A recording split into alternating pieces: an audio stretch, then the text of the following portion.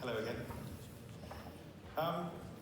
I'm joined here by two men who really know an awful lot about the world of explorer yachts.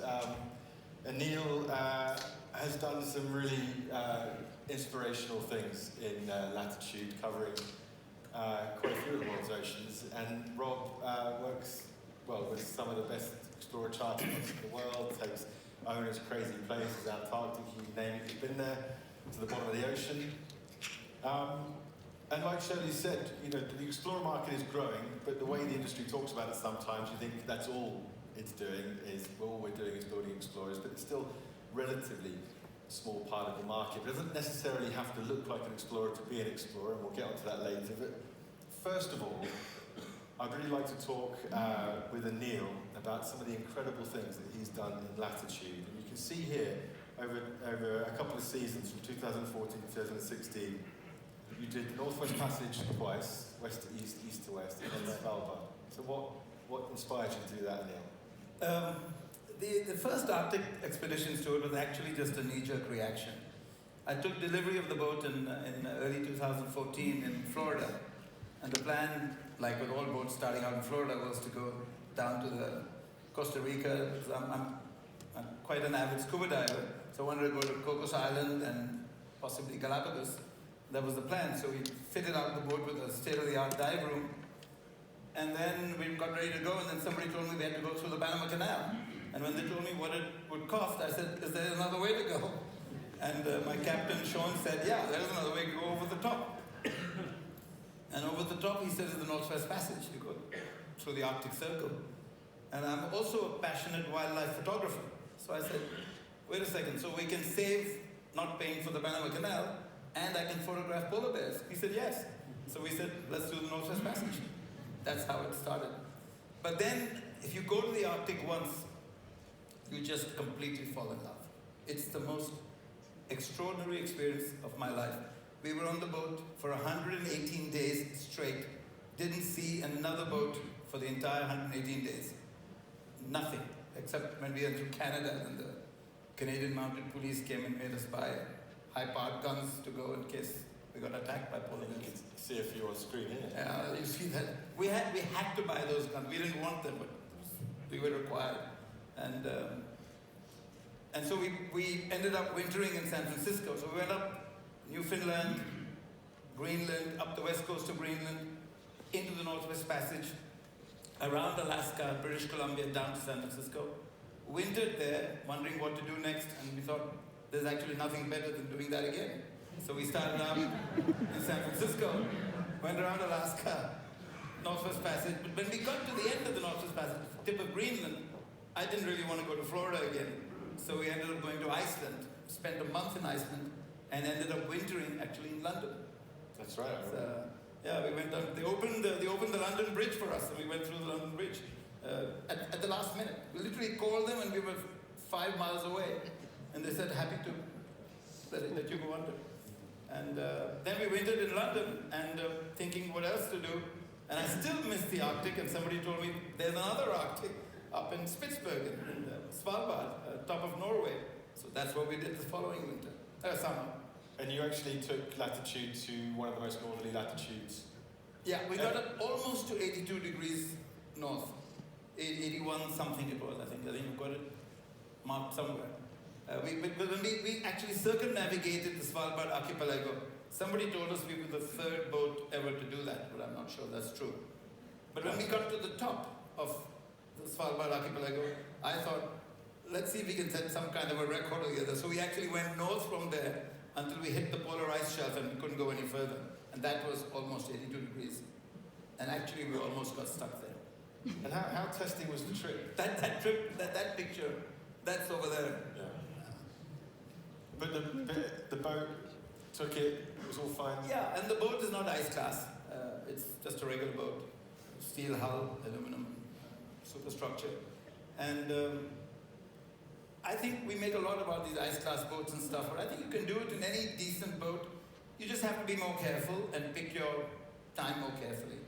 But you don't have to I don't think, well, I've done it 3 times, so yeah. I don't have to prove it, I think. It can be done. It's sufficient proof, I think. But then you thought, enough of the ice, we'll go get some sun. So you went to the South Pacific? Yeah, so after Svalbard, we did end up going back to Florida, and we couldn't think of where to go. And then we put the boat on a Dockwise Express and sent it down to New Zealand, and decided to do the South Pacific. And from New Zealand, we did the Solomon Islands, Vanuatu, Papua New Guinea, as you can see, down to Indonesia, and then made home base Phuket, Thailand for one season, because I go up there regularly and lots of friends who want to see the boat. So we wintered in Phuket once, but there's nothing to do with really over there with a boat like that. So then we sent it back to Indonesia. But you did a refit in New Zealand when it was there. Well, when you do the kind of cruising we've been doing, you pretty much have to do a refit every year. So we've done a refit in Holland, a refit in New Zealand, and now most recently a refit in Australia. So we've had 3 refits in 6 years, in 5 years, because it does take its toll. And you reconfigured the sun deck, but do you also change the dive room a little bit? So the first thing I did when I got the boat was take out the spa and put in a state-of-the-art dive room. It's a dive room that would make Jacques Cousteau jealous, actually. It's fantastic. But when we were in the Arctic, we didn't really need the sun deck. So there's a jacuzzi on the sun deck. We used it for storing fresh vegetables. Just put a canvas cover on it. It was like a refrigerator, so it was a perfect place to store. You can't get food up there. So you really have to provision for a long, long time. And that's all the sun deck was used for, that and flying the drone occasionally, or crashing the drone, actually. Yeah. I'd never flown a drone then. I'm a much better pilot now. Do you know how many drones you've lost over the years? Only one. Ah, in the Arctic. That's pretty good. Well, I don't know if anybody's interested, but when you go to the Arctic, you need to turn off the GPS of the drone. Because when you get up that high, the satellite angle is not sufficient, and the drone just goes berserk. So it just dove into the sea all by itself. I couldn't do anything to save it. So I've since learned more about that. Anyway, so then we went to the South Pacific. But some of the pictures are stunning. So what's it like being in these completely, almost virgin cruising areas? I mean, you presumably saw very few boats when you were there. I mean, yeah.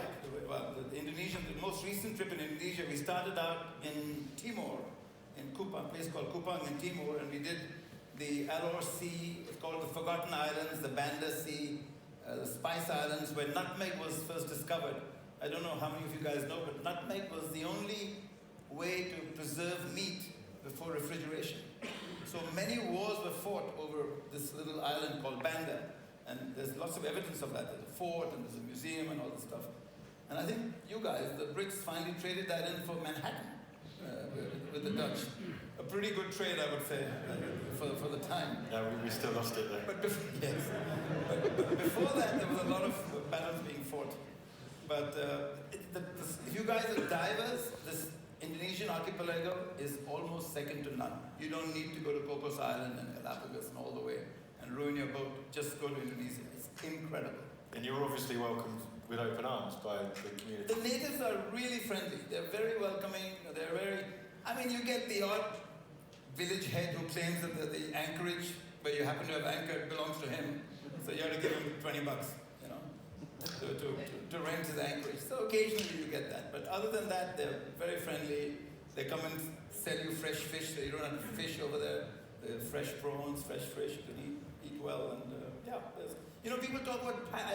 every time I talk about my cruising, they ask me about piracy. Why would there be any pirates over there? There's nobody to rob. We were the only boat there.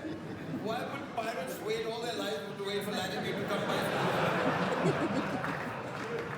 I mean, if you're a thief, you go to a rich neighborhood where there are people to rob. If you're a pirate, you go to somewhere where there's lots of boats to rob. You don't go to someplace where there's only one boat to rob, right? Makes any sense. So there's no piracy.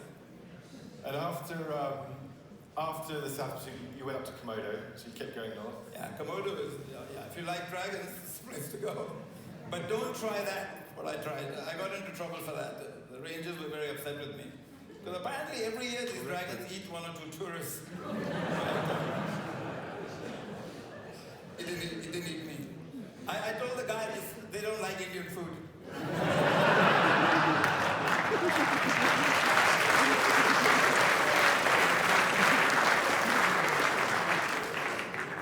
Very good. But they are dangerous. Don't don't mess with them. They're very dangerous. Yeah.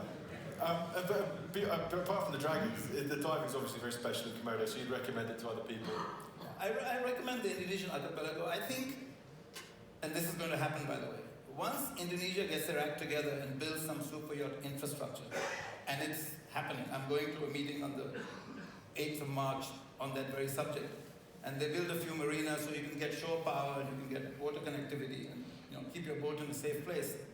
I think this will become the most popular super yacht cruising destination in the world. What happened? You then moved on to Raja Ampat, or head up to Raja Ampat, and I was going to ask, so at the moment services are fairly limited up there. Very limited. Yeah. You have to use, there's an outfit in Indonesia called Asia Pacific Super Yachts Indonesia. It's run by a friend of mine who's been there for 27 years, an Aussie guy. And if you use somebody like them, then all the bureaucracy is seamless. I mean, you don't feel any of it. If you try and do it on your own, you will get hassled. And the only real pirates there actually are the authorities. The harbour masters and the Navy. Yeah. There's no Indonesian Navy people here. On your way to Sarong in 2018, you were very lucky to encounter, there was a video here. Oh, you got a video. So this is Manta Rest, Anil. Oh, this is that dive, yeah. So whereabouts was this exactly? That's my wife and niece. Because that's it. That's what they were trying to show you. And this is quite rare, because I've also been there, and it's hard to find these guys. When you were there, you didn't see them? No. I saw one fleetingly. We saw them again this time. You obviously know the better places. Well, you just have to have the right guide. And some of the photography is clearly spectacular. So the wildlife is another very, very strong pull. Spectacular. We saw hammerhead sharks, we saw mantas, we saw mobile rays, the ones that come out and dance in the air. We saw those feeding on a bait bowl of sardines, just like jet fighters going through there, just swallowing sardines as they went by. Incredible. Barracuda by thousands. And this is your second season in... That was just this December. That picture of me with the whale shark, you can't see it there, but if you see the angle where my bubbles are going, I've never kicked so hard in my life trying to keep up with that whale shark so I could get that shot. It was a shot of a lifetime. It's a great shot. That's at 38 to 42 meters, by the way. Look at the clarity of the water. That's incredible. That's how it is over there. And that's Banda Fort, where they defended the nutmeg from. And have you got any idea how many sea miles you've done? I tried to add it all up. I reckon somewhere between 60 and 70,000 nautical miles in the last 5 years. So it's about average of 2 to 3 months a year on the boat, doing 10 to 15,000 miles. That's very, roughly. very impressive. And given that what you know now about Latitude's capabilities, what else is on the market, is there anything you would change about Latitude? Is there anything you wish for? What would make it the perfect explorer? Amazingly, Latitude pretty much gave me everything I wanted. The only thing, because of the large dive room I put into the garage, the remaining space for a decent tender is quite tight in the garage. So the garage is tight. I think if Latitude, instead of being 45 meters, was 50 meters, it would be the perfect boat. I think 48 to 50 meters is the perfect size in terms of cost-benefit analysis. Anything beyond that is just 3-4 more inches in every direction, but you don't get anything more until you go to 80 meters. That's a different experience. But for that size, for a 500 gross ton boat, I think 50 meters is the optimum. So a couple of more meters would give us maybe a few more toys to have. But when you're up there, you don't need that many toys. The water's too cold for toys anyway. So. And Rob, let's bring you in, because you've worked with some of the best-known explorer yachts in the world.